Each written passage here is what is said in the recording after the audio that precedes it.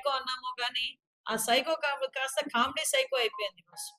ఆ సైకో వ్యక్తి ఈరోజు ఇప్పటికీ కూడా అమరావతి మీద అంటే తన అక్కసు వెళ్ళగక్కడం అన్నది నిజంగా చూస్తా ఉంటే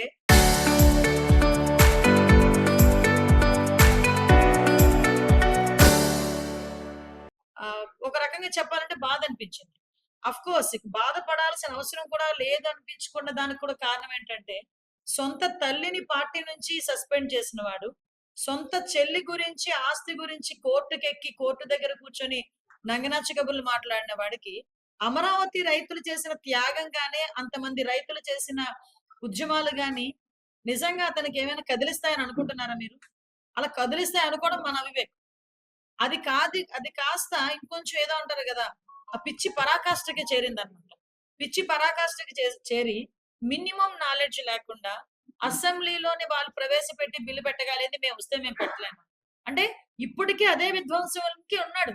అరే 151 సీట్ల నుంచి 11 సీట్లకి దిగజార్చిన తర్వాతైనా ఎలాంటి మనిషికైనా ఎంతో కొంత పశ్చాత్తాపం ఉంటది. ఎలాంటి మనిషికైనా ఎంతో కొంత కనువిప్పు కలగాలి. కానీ 2 సంవత్సరాలు అవుతున్నా కూడా ఇంకా కనువిప్పు కలగకపోగా, ఈ వికృత ఆలోచనలు, పిచ్చి పరాకాష్ఠకి చేరే పరిస్థితులు ఇంకొంచెం ఎక్కువైనయేమో అని మాకనిపిస్తుంది. దానిలో భాగమే ఈ మావి గన్. మావి గన్. మావి గన్. అంటే ఆఫ్‌కోర్స్ ఆయనకి గన్ కల్చరు లేకపోతే గొడ్డలి కల్చరు చాలా కామన్ ఆయనకి. అందులో పార్టే గన్ కూడా వచ్చింది. అంటే ఇంకెందుకు అవన్నీ పోయి బాబాయ్ గొడ్డలనో లేకపోతే గొడ్డలి గన్ అనో ఏదో పెట్టుకుంటే సరిపోయిద్ది గదా! ఇంత మావి గన్ అని చెప్పేసి నాకర్థం అవ్వలే. అందరూ మావి గన్, మావి గన్, మావి గన్ అంటే అసలు ఎక్కడి నుంచొచ్చింది థాట్ అనుకుంటే, ఈయనకి రాత్రులు మాట్లాడడం అలవాటు ఆత్మలతో. ఏ చైనా ఆత్మ గనుకొచ్చిందో ఏంటో నాకైతే అర్థం కాలే. ఈ మావి గన్ వచ్చే పరిస్థితిలో. లిటరల్లీ నిజంగా అందరూ నవ్వుకుంటున్నారు ఈరోజు. అరే! ఒక 5 సంవత్సరాలు 151 సీట్లతో సీఎం చేసిన వ్యక్తి నోటి నుంచి రావాల్సిన మాటలేనా ఇవి? అంత సిల్లీగా ఉందా అమరావతి అంటే? అరే! అమరావతి రాజధాని అంటే శాతవాహనుల కాలం నుంచి కూడా ప్రపంచంలో ప్రసిద్ధికెక్కిన ఎంతో అద్భుతమైన నగరం, ఎంతో అద్భుతమైన రాజధాని. అట్ ద సేమ్ టైమ్ ఎంతో హిస్టారికల్ ఆహ్, నేమ్ ఉన్న రాజధాని. దానికి అంత పవిత్రత ఉండే రాజధాని. అలాంటి రాజధాని పేరు తీసుకొచ్చి ఈరోజు మన రాజధానికి మనం అక్కడే రాజధాని నిర్మించుకుంటున్నామంటే దాన్ని స్వాగతించాలి.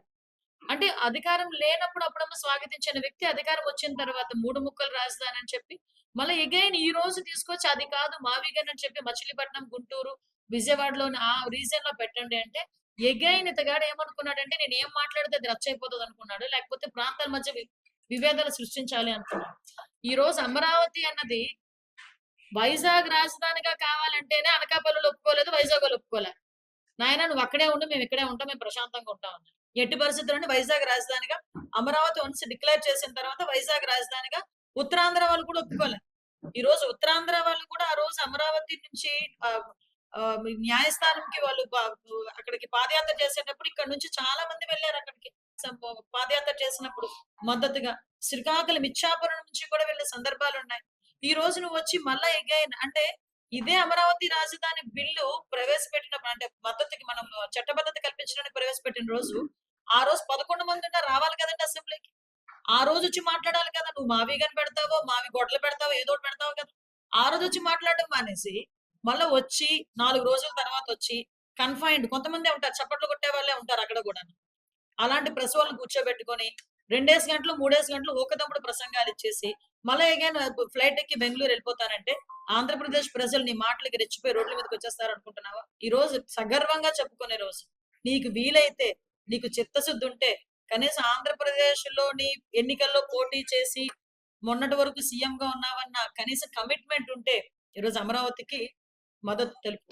అంతే తప్పించి మావి గన్ను, మావి గొడ్డలి అని చెప్పి మీదే గొడ్డలి ఎవడు కాదనట్లే. కానీ ఇలాంటివన్నీ పెట్టి అనవసరంగా ప్రజల్ని మభ్యపెట్టాలని చూస్తే, ప్రజలు మభ్యపడట్లేదు సరికదా!